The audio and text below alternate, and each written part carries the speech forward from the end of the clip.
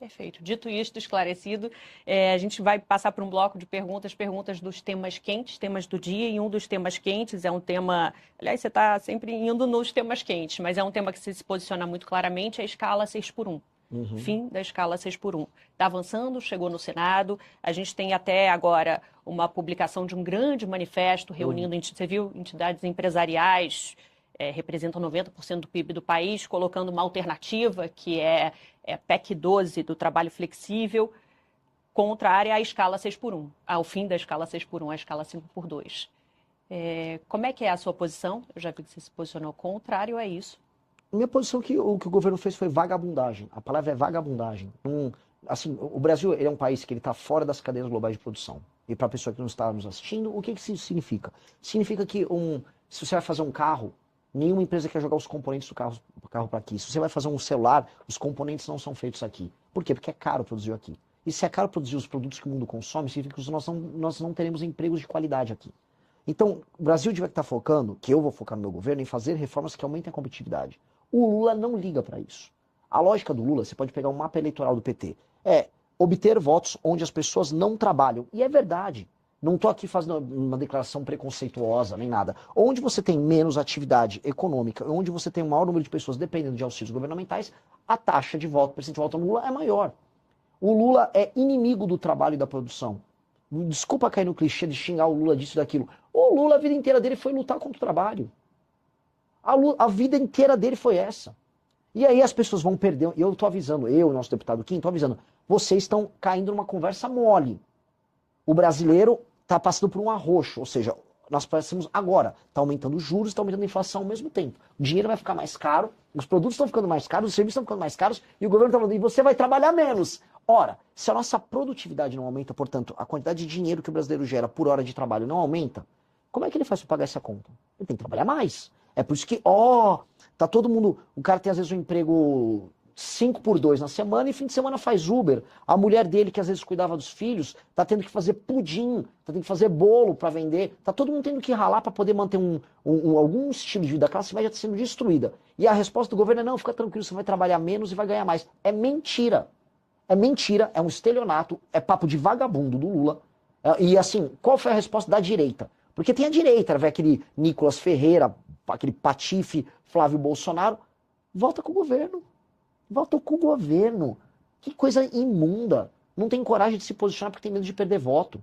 E aí nós nos posicionamos contrários, porque o que o Brasil precisa é flexibilização nas leis trabalhistas. Que é exatamente essa PEC.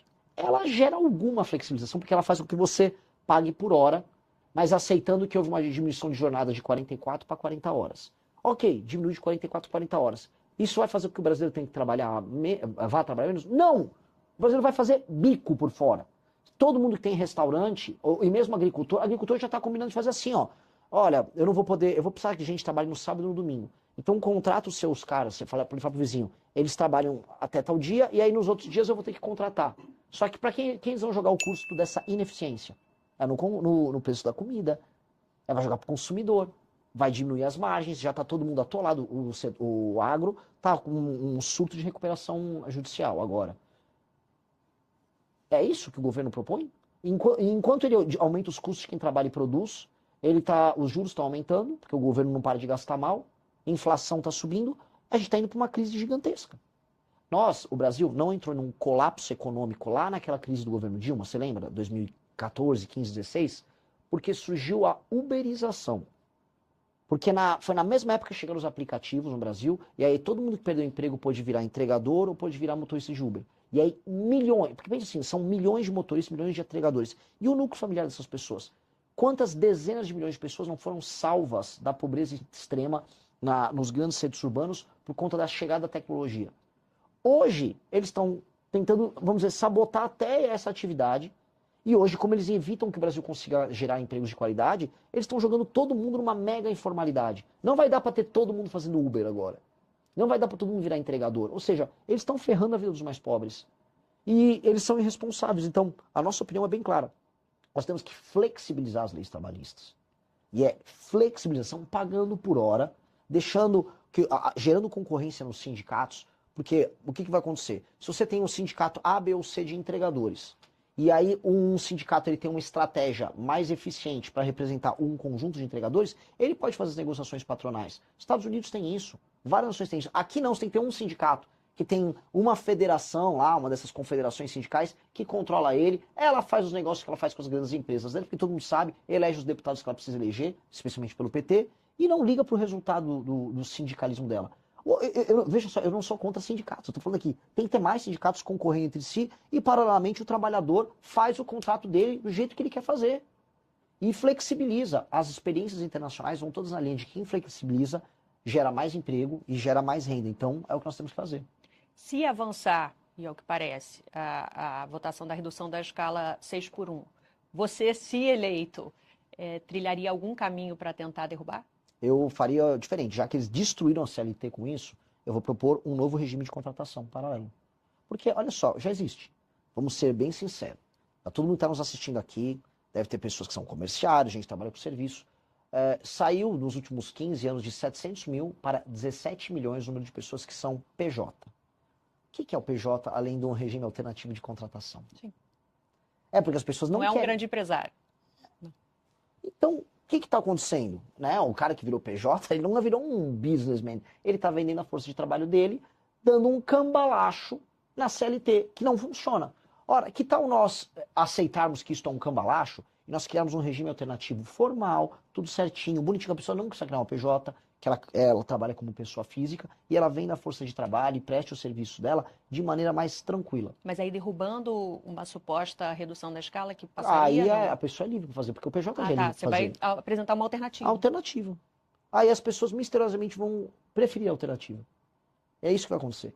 Porque do jeito que está, é um regime mentiroso que o Lula está usando para se reeleger, enganando pessoas em áreas urbanas que vivem um drama. Qual é o drama do cara, da pequena porcentagem da população que vive na escala 6x1? Que é uma pequena porcentagem. CLT 6x1 não é o grosso das pessoas que trabalham no Brasil.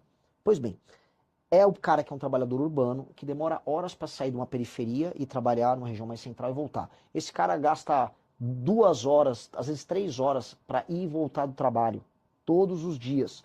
Esse cara não tem vida, ele está exaurido ao longo da semana. E ainda ele tem o trabalho no sábado. Pois bem, esse é o cara que no início se empolgou com o fim da escala 6x1. Ele está sendo enganado, estão mentindo para ele. Só que o governo nunca ofereceu para esse cara infraestrutura, sistema de incentivos para a instalação de empresas em regiões mais periféricas. Aí esse cara poderia gastar quer dizer, podia economizar essas horas que ele está no transporte, trabalhando mais perto de casa. Ele não consegue. A grande maracutaia é que o trabalhador não consegue trabalhar perto de casa e ter um sistema de transportes precário. Como é que um cara que mora, vamos dizer, no extremo da Zona Oeste de São Paulo, vai de ônibus trabalhar, sei lá, em Moema, na Zona Sul? Demora 3 horas e pouco. Esse cara não tem vida. Como é que não existe um metrô que atende essa pessoa rapidamente? Né? Por que o Brasil não tem grana para investir em infraestrutura? Por que não tem grana para investir em infraestrutura? Porque gasta mal dinheiro. É um ciclo. Ciclo vicioso. Anistia, se eleito, vai ter? Vai ter dosimetria. Porque cometeu crime. Eu fico falando de lei e ordem. Vou prender, vou passar o cerol nos membros do crime organizado, tal, beleza. Não, mas e se um cara invade o Congresso, mas ele é de direita? Não vai fazer nada? As pessoas cometeram crimes. Então, quem cometer crime tem que receber punição. É o básico. Agora, o problema Mas você acha que a punição que está sendo dada já é suficiente? Eu acho que o processo ele é eivado de vícios formais, a ponto de, se eu fosse falar, vamos dizer, na letra pura da lei, é injusto de cabo a rabo o processo. Os processos são nulos. Imagina você fazer audiências coletivas. Houve audiências coletivas virtuais dos presos do 8 de janeiro. Audiências coletivas. Isso é coisa de regime de exceção. Você faz, a pessoa não tem o inquérito dela individualizado. Não, o Xandão mandou assim, junta todos os advogados aí e vamos fazer um inquérito coletivo. Isso é insanidade. E ele fez. Então, é eivado de nulidades. Ao mesmo tempo, como foi politizado o caso em todos os termos, aquelas pessoas também precisam de uma punição. Então, o Congresso atuar no meio é reconhecer que o sistema de justiça brasileiro fracassou completamente e você vai ter que ter uma resposta política para isso. Por isso que a dosimetria tem uma resposta política. Há uma punição, mas não do tamanho que ela está, para todos os envolvidos. Para o presidente Bolsonaro, ex-presidente? Dosimetria também. Ele também, eu não sou tonto, eu li o processo dele. O Bolsonaro fez o que fez, e não é sobre o dia 8 de janeiro. Jogar o de 8 de janeiro no colo do Bolsonaro é uma narrativa que o STF quer para dizer que o STF derrotou os inimigos da democracia do 8 de janeiro. 8 de janeiro é o menor dos problemas para o Bolsonaro. O problema do Bolsonaro foi o que ele fez antes. Foram as pessoas que foram incitadas pela equipe, e foi pegar as conversas pela equipe do governo dele, que respondiam diretamente a ele. Foram as reuniões com a minuta do golpe, tratadas com chefes das Forças Armadas Brasileiras, para cometer um ato ilegal. Foi a organização de uma militância virtual para levar as pessoas a fazer todas aqueles acampamentos. Ou seja, havia uma cadeia de comando e não é que aqueles foram atos preparatórios. Já estava em execução o plano. E o Bolsonaro participou dessa execução do plano.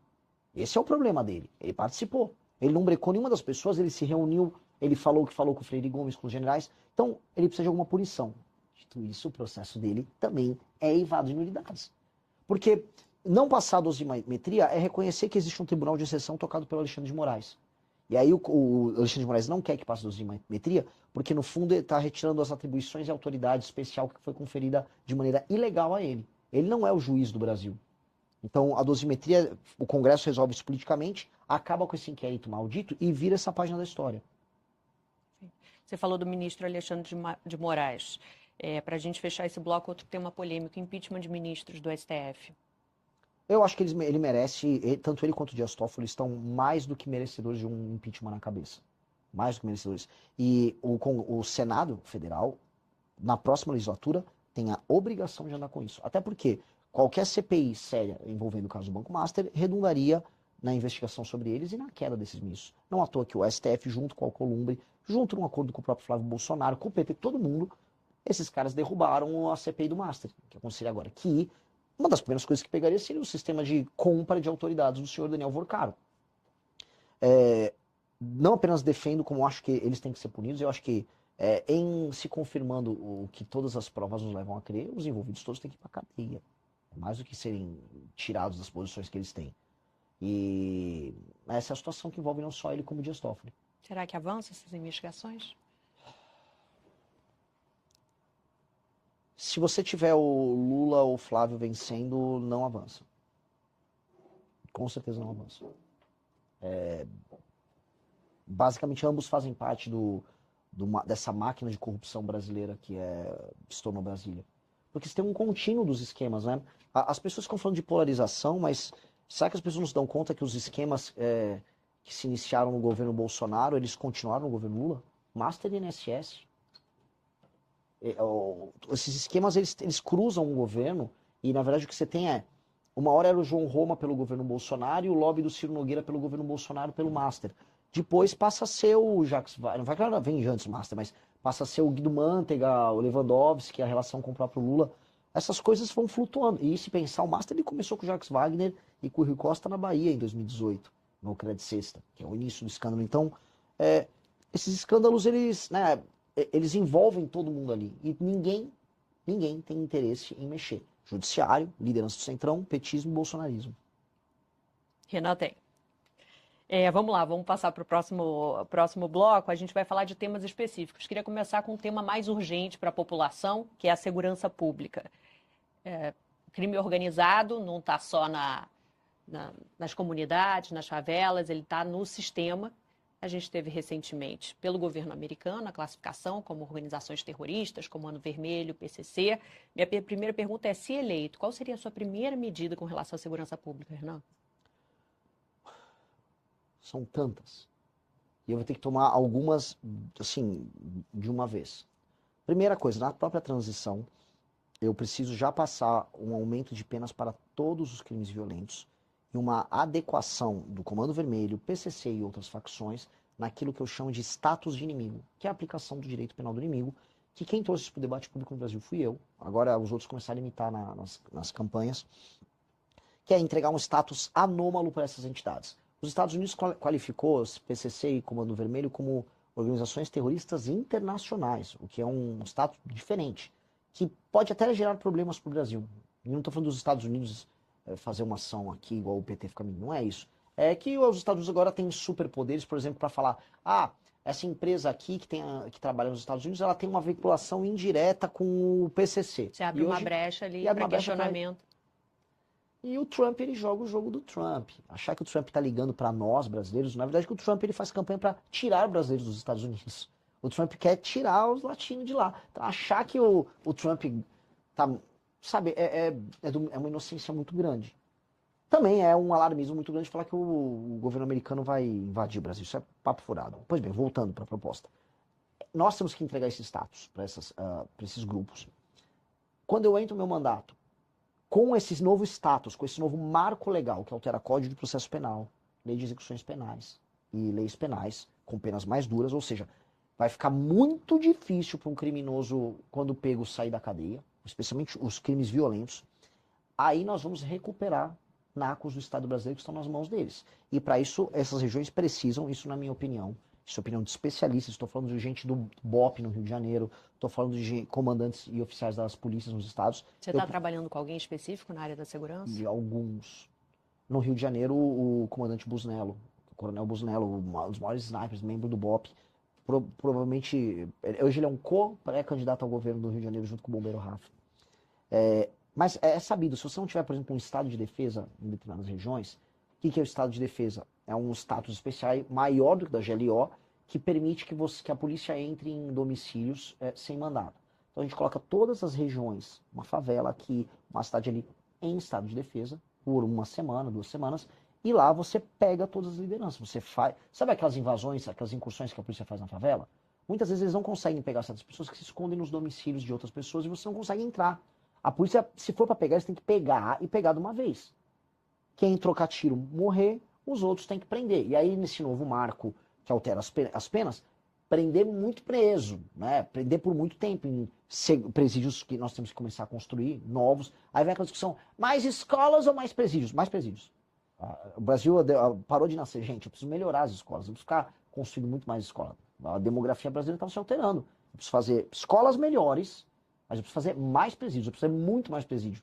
E aí, com base nisso, nós vamos iniciar uma guerra contra eles, retomando esses territórios. Como eu vou ter alterado todas as leis que envolvem crimes violentos, ou seja, uma pessoa assaltou você com a mão armada no meio da rua, ele não pode pegar menos de 30 anos, sem progressão. Porque uma pessoa que botou uma arma na tua cabeça, ela se tornou juiz da tua vida. Ela pode decidir se você vive ou morre por causa de um celular, de uma aliança. Definitivamente esse cara tem que ter uma punição muito grande. Punição de país sério. Aqui não, o cara nem preso fica muitas vezes. Então nós temos que alterar essa dinâmica. Isso vai desconstruir a indústria do roubo e do furto que nós temos no Brasil, enquanto paralelamente o Estado age com inteligência. Como é que eu desmantelo o PCC? É só reocupando o território? Não. Eu tenho que pegar o Porto de Santos, eu tenho que pegar as fronteiras, eu tenho que pegar a lavagem de dinheiro, e aí entra o jogo da inteligência. Só que a inteligência é um jogo que tem que vir junto com o aumento da punição. Porque existe uma falsa dicotomia que vem os especialistas que adoram levar na Globo News. Não, porque a inteligência tem que ter inteligência. Agora, se não tiver aumento de punição, eu vou lá, uso minha inteligência, prendo o cara e o cara fica 2 anos. Que é o que acontece. Né? Então, tem que fazer as duas coisas. Você fala de aumento de punição, mas essas mudanças exigem, no mínimo, uma maioria ali legislativa, um forte apoio. Hoje, a base de vocês têm um deputado na Câmara, nada no Senado. Mas, por exemplo, esse mesmo deputado aprovou um projeto de lei agora, essas últimas 2 semanas, de aumento de penas para furto, roubo e receptação do celular. O tema é maior do que a bancada. Se eu ganhar a eleição, primeiro, eu vou ter uma bancada muito maior do que essa. Segundo, ganhando as eleições com essa temática, os deputados dos outros partidos vão estar pautados nisso que seria o espírito do tempo. E com base nisso a gente forma maiorias. Hoje, no governo Lula, houve maioria para aumento de penas. A questão é, com um novo governo eleito com essa bandeira, o espírito da nova legislatura vai estar imbuído disso. E aí eu tenho que formar as maiorias para passar. E isso hoje, assim, hoje é o tema que mais preocupa os brasileiros. Definitivamente isso não é um tema impopular de passar no Congresso. Não. Assim como redução da maioridade penal. Que tem que passar. Para que idade? Não tem que ter maioridade penal. Não tem que ter. Se uma pessoa foi capaz de cometer um crime hediondo contra outra pessoa, vou dar um exemplo. Se um menino de 13 anos estupra uma senhora de idade, mata uma pessoa, comete um latrocínio, não, ele não tem 14. Se ele cometeu um crime hediondo, ele tinha força de um homem para fazer isso e foi capaz de fazer, será punido como um homem. Se um menino de 11 assalta, esfaqueia? Sim. Crime hediondo, crime contra a vida, tem que ter punição, tal qual adulto. Tem que ter. E países sérios fazem isso. Os Estados Unidos têm isso. Eu acho isso muito louco, que as pessoas ficam, ah, mas e os direitos humanos? Os Estados Unidos, onde se viola mais direitos humanos? Nos Estados Unidos ou no Brasil? É no Brasil. O cidadão brasileiro é a maior vítima dessas violações e das atrocidades que a gente vê. E a gente fica sendo garantista com isso. Não. Cometeu, olha, em geral, com o fim da maioridade penal, o que vai acontecer é o tráfico vai parar de recrutar essa meninada. O recrutamento vai diminuir. E eu vou destruir o tráfico também. Mas esse sistema de incentivo termina. O que vai sobrar? O psicopata. Não existe forma de brecar o jovem psicopata. O psicopata é um psicopata. É o Hannibal Lecter do... né? Esse cara, ele é um psicopata. Então, em geral, esses jovens que cometem essas atrocidades são psicopatas. São pessoas que terão que ser internados pro resto da vida delas.